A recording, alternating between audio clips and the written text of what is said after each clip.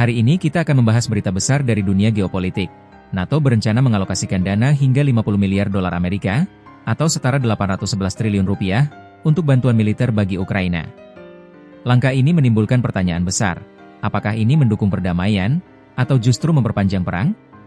Seorang pejabat senior NATO kepada Corriere della Sera mengungkapkan bahwa, sejak Januari 2025, NATO sudah menyalurkan lebih dari 33 miliar dolar Amerika bantuan ke Ukraina. Target baru, 50 miliar dolar Amerika sebelum akhir tahun. Ketua Komite Militer NATO, Giuseppe Dragone, menegaskan bahwa dukungan ini tidak akan berhenti, bahkan akan ditingkatkan.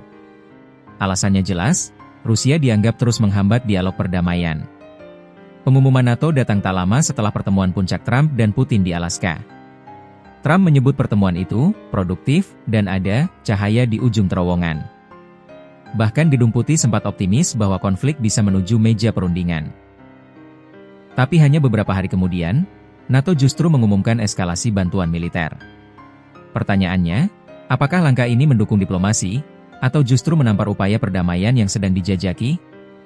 Di sini kita bisa melihat dinamika politik internasional. Trump tampaknya ingin menampilkan diri sebagai mediator antara Rusia dan Ukraina. NATO, khususnya negara-negara Eropa, justru menekankan dukungan militer berkelanjutan. Ketegangan ini menciptakan kesan adanya perbedaan strategi. Washington di bawah Trump mencoba jalur diplomasi. NATO sebagai aliansi justru tetap mengandalkan kekuatan militer. Apa arti 50 miliar dolar Amerika dalam perang ini? Bisa membeli ribuan rudal pertahanan udara, drone tempur, hingga tank modern. Bisa membiayai pelatihan militer besar-besaran bagi tentara Ukraina. Bisa memperkuat pertahanan Ukraina dari serangan rudal dan drone Rusia. Tapi di sisi lain, jumlah dana sebesar itu juga berarti, perang akan semakin panjang. Rusia akan semakin sulit diajak kompromi, karena merasa Barat tidak sungguh-sungguh ingin damai. Moskow bereaksi keras. Rusia menyebut pengiriman senjata NATO hanya akan memperpanjang konflik. Kremlin menuduh NATO mencoba mengecualikan Rusia dari negosiasi. Moskow juga menyoroti sikap Presiden Zelensky yang menolak sebagian besar proposal Trump, terutama soal Crimea dan wilayah Ukraina yang telah dianeksasi. Artinya, Rusia melihat bantuan ini sebagai bukti bahwa Barat lebih peduli memperkuat Kiev, bukan mencari solusi damai. Dragone juga menyinggung soal sanksi ekonomi Barat. Ia menyebut tujuan sanksi bukan sekadar melemahkan militer Rusia, tapi juga untuk meningkatkan ketegangan internal terhadap Presiden Vladimir Putin.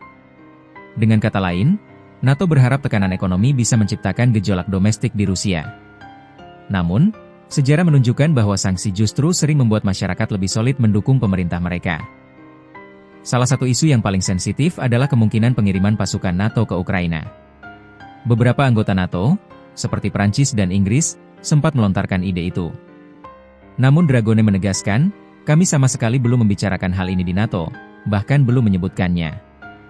Artinya, gagasan itu masih sangat prematur. Tetapi, hanya sekadar wacana saja sudah cukup membuat Moskow bereaksi keras, karena bagi Rusia, kehadiran pasukan NATO di Ukraina berarti perang langsung dengan Barat. Kita melihat dilema besar, Trump dan sebagian diplomat dunia mencoba membuka ruang dialog. NATO dan Zelensky justru memperkuat opsi militer. Apakah langkah ini bisa membuat Rusia lebih lunak? Atau sebaliknya, justru membuat Putin semakin yakin bahwa perang total adalah satu-satunya jalan? Bagi Ukraina, ini ibarat pedang bermata dua. Bantuan NATO adalah oksigen yang membuat mereka bisa bertahan. Tapi terlalu bergantung pada bantuan luar bisa membuat Ukraina sulit mengambil keputusan mandiri dalam negosiasi damai. Apalagi, syarat utama dari Zelensky adalah merebut kembali Crimea. Dan inilah titik paling buntu dalam setiap upaya damai. Jika NATO benar-benar menyalurkan 50 miliar dolar Amerika, Ukraina akan makin kuat secara militer. Rusia akan makin keras secara politik. Perang bisa meluas, bahkan melibatkan lebih banyak negara Eropa. Ironisnya, semakin besar bantuan militer yang dikirim, semakin sulit untuk membawa pihak-pihak ini kembali ke meja negosiasi. Bantuan 50 miliar dolar Amerika dari NATO adalah angka fantastis. Namun di balik angka itu, terselip pertanyaan penting. Apakah ini akan membantu Ukraina mencapai kemenangan, atau justru menjauhkan dunia dari perdamaian? Dengan Trump berusaha menjembatani dialog dengan Putin, sementara NATO memperkuat persenjataan Kiev, dunia kini berada di persimpangan, diplomasi atau eskalasi. Bagaimana menurut kalian? Apakah langkah NATO ini wajar untuk melindungi Ukraina, Atau justru menjadi penghalang perdamaian yang diupayakan Trump dan Putin?